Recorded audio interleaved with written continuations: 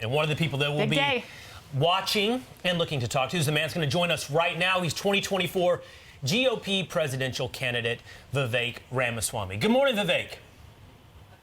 Morning, Will. How are you? I'm good.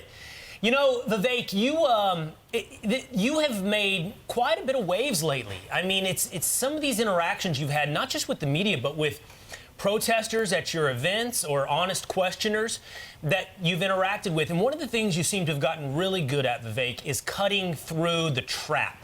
The trap of, hey, why don't you condemn white supremacy? Whatever the trap may be.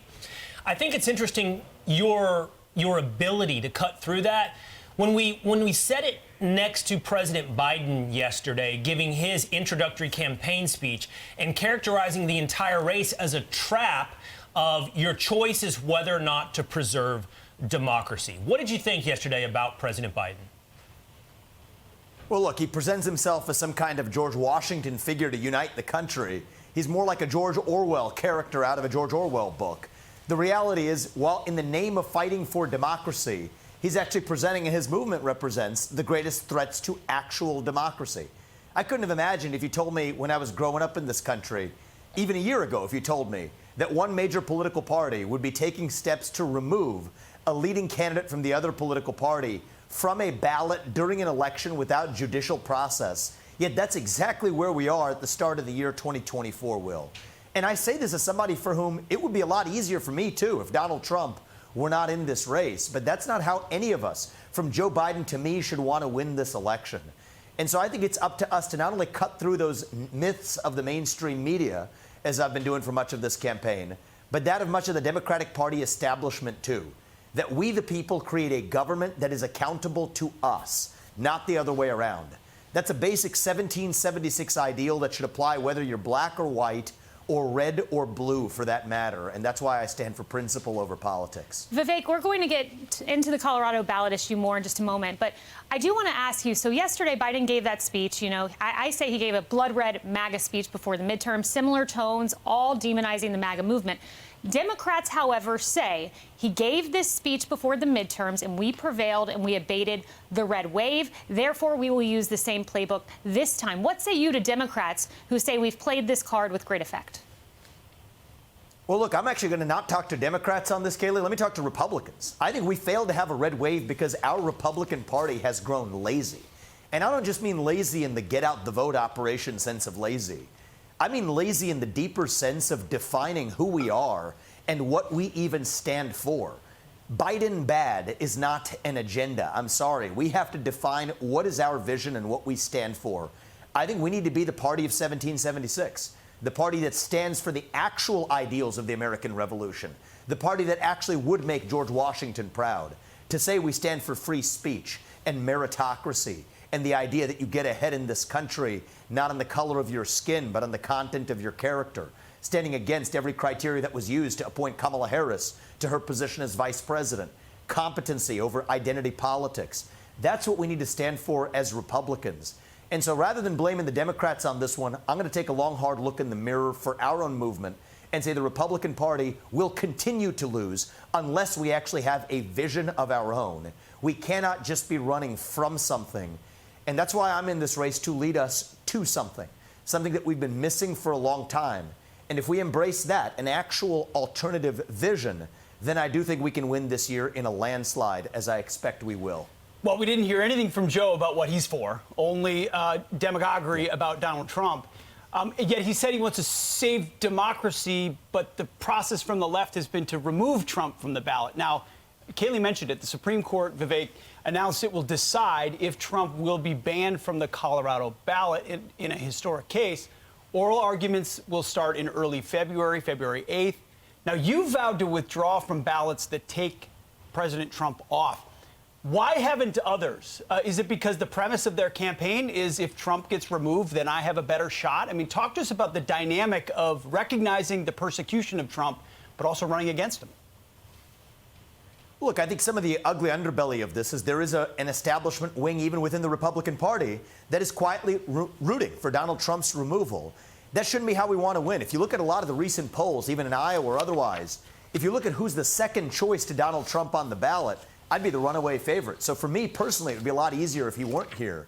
But I've said nonetheless, it's the right thing to do to stand against this election interference. And think about it logically, Pete. If every other Republican removed themselves from that ballot, if Trump were removed, that would nullify the impact of this interference in states like Maine and otherwise. So I'm hopeful the Supreme Court does the right thing. But even if they don't, I think it's up to us in this Republican Party to say we stand against this brazen form of election interference. At the same time, I'm worried all of this has happened even in 2023. I'm worried this is just the tip of the iceberg. And I think the system, I'll call it that, the system is sending blaring light signal that they will not let this man get anywhere near the White House again. And I'm worried about our country. I think we're skating on thin ice right now. And I do think this is going to be a critical year in hopefully reviving our national identity and moving forward and saying this is who we are. But if that's not the road we take, then I'm worried about the direction that we're heading in. We're skating on as thin ice as a country as I can remember in my lifetime. And I'm here to do my part to make sure that we actually get through this as one nation. And I do expect to be successful in hopefully reuniting this country. You've gone head first after Nikki Haley in almost every Republican primary debate. I think it's fair and I think charitable to say it's been an odd couple of days for Nikki Haley on her social media feed, a few tweets that went out, and a few media interactions. I want to play for you something she said on PBS. If you were president, would you also encourage Republicans to look at their nominating calendar? Should Iowa still be first on the Republican side? It's really important. Look, the structure of it is really pretty amazing. That Iowa starts it. You change personalities, you go into New Hampshire, and they continue it on. And by the time it gets to South Carolina, it gets bigger going into Super Tuesday.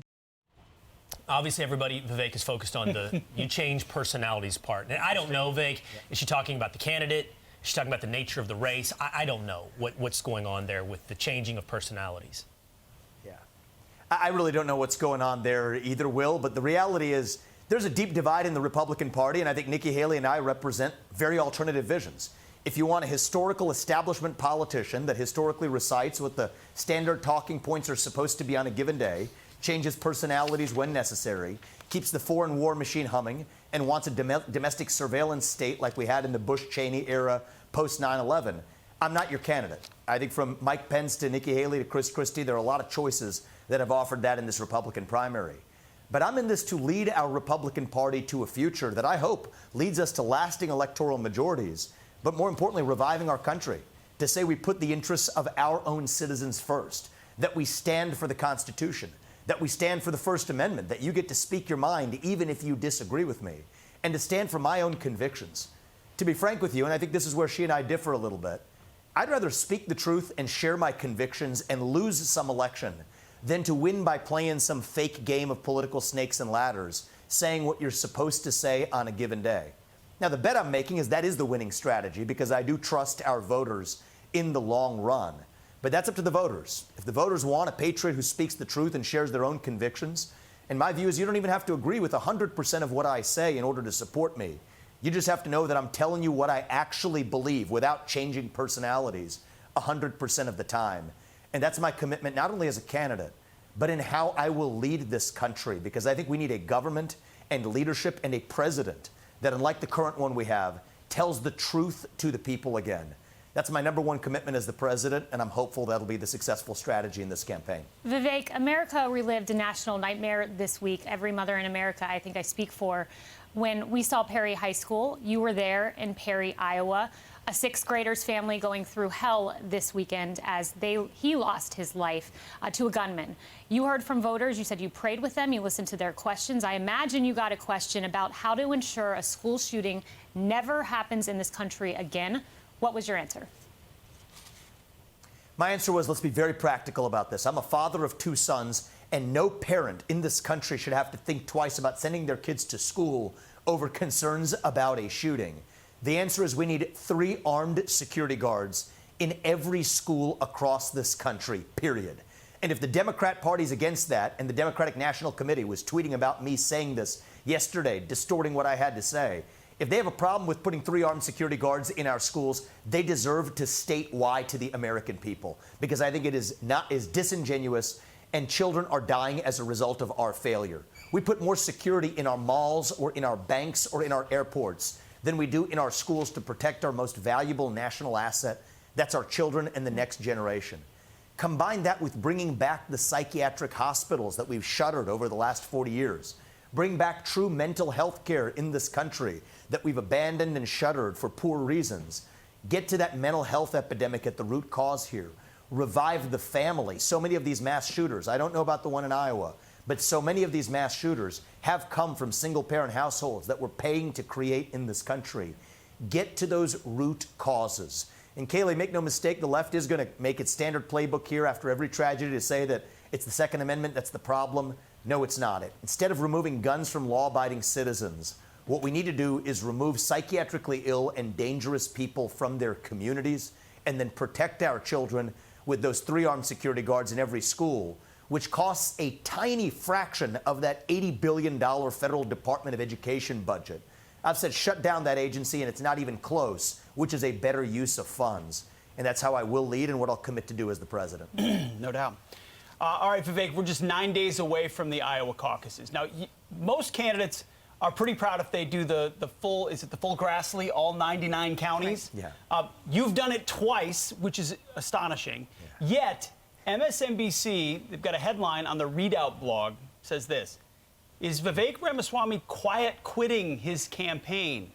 It sure seems so. So why would they come to such a conclusion? Tell us how you're wrapping up your campaign.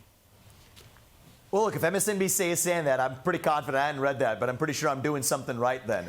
We've done over 330 events by the time of the Iowa caucus. That will be more than all of the other campaign events combined in Iowa. And I've also done more events than anybody else in New Hampshire. My parents had an expression growing up, and it's stuck with me. They say, good luck, but how do you spell luck? It's W-O-R-K. That's what got me ahead in academics. It got me ahead in my business career. And I'm not going to stop in this campaign or the way we lead this country. And I think Iowans actually reward that. Many of them have taken notice of it. I expect that we're going to have a major success and a major surprise that we deliver on January 15th. So many of the supporters supporting us are first-time voters. Take the event I was at last night, the one we finished the day with. A lot of young people, a lot of former libertarians that actually are coming into our movement as Republicans to support an America First candidate, but they haven't been to an Iowa caucus before. None of them have been polled. And so I think we're on track to deliver a major shock to that system. But I'll say, just as Joe Biden says he's protecting democracy when he's in fact a threat to it, MSNBC looks like is playing the same playbook in describing me. That's all right. What they say doesn't matter. It's what the voters say that matters. And I'm confident we're going to be successful in Iowa for the same reason that I will be the candidate who delivers a landslide in the general election. Because it is those new people that we need to bring into our movement to actually have a landslide in November. Just out of curiosity on the way out, Vivek, when you have these interactions with, say, the reporter for the Washington Post, which has gone viral this week, or you have the interaction with, say, a reporter from NBC, which has gone viral this week, what's it like when the camera turns off? What's it like when it's over? Look, I try to be as respectful as possible. My view is we can disagree vehemently, but hopefully that's still in the path towards getting to truth. And so my general rule of thumb, and with very scarce few exceptions through this campaign, I've kept it up, is to be as civil as we possibly can, to say we're going to have vigorous disagreements, but we'll be respectful about it so we can set an example for our kids and for the next generation that we don't have to agree on everything. In fact, we're not going to compromise on our principles, and we're going to clash when we're required. But hopefully, and many of these reporters I've noticed, especially the ones on the campaign trail that actually come out, they tend to be younger. I'm hopeful that some of them can actually have their eyes opened through this process to say that even though they're trapped in an institution that's trying to brainwash them, at the Washington Post or the New York Times, frankly, it's the same at many universities as well, there's still hope on the other side of that. And there have been a couple reporters in our press gaggle that follows us around that I think have, dare I say it, evolved a little bit over the course of this campaign. And I'm hopeful that I view many of them not just as hostile reporters, but when the cameras are off, as young people that may be lost in search of a different direction. And I'm hopeful I'm able to give them some small element of that, too. Thank you very much, Vivek Ramaswamy. Thanks, Vivek. Good luck. Thank you. I'm Steve Ducey. I'm Brian Kilmeade. And I'm Ainsley Earhart. And click here to subscribe to the Fox News YouTube page to catch our hottest interviews and most compelling analysis.